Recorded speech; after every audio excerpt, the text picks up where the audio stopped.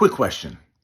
So have you ever made a decision for your life, something that you believe was the best decision for you, and it was the best decision based on the will of God for your life, right? You made that decision and other people just completely just piled on. They said you were crazy. They said you made the wrong move. They said you made the wrong decision.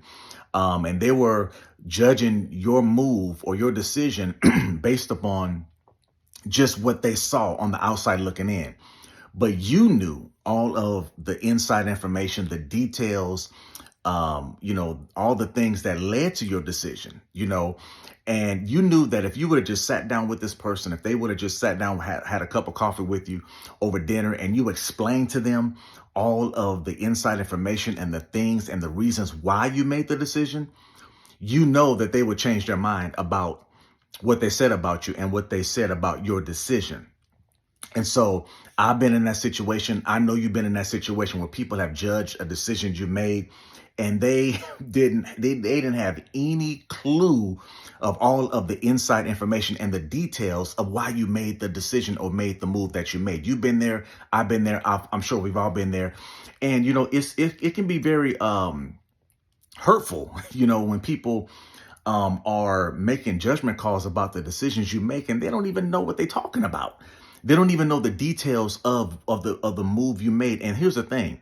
You don't owe people an explanation of why you make certain decisions. Especially have nothing to do with your destiny or purpose. You really not obligated to, share with them all of the information. Sometimes you just have to just hold it to yourself and just say, y'all think what y'all want to think.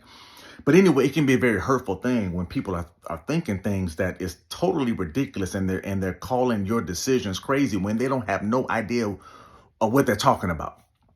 My point is that we have to be very, very cautious, that we don't rush to judgment and that we don't make judgment calls about the decisions that people make. Now, I'm not talking about wicked things. That's obviously wrong. I'm talking about decisions that they make for their life.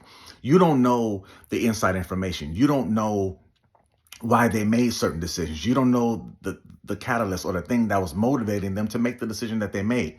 And so it's very important that, the Bible says, do not judge a matter before it's time. So although you feel like you have all the evidence and everything is right before you and you feel like you may not know. You may not have all the details.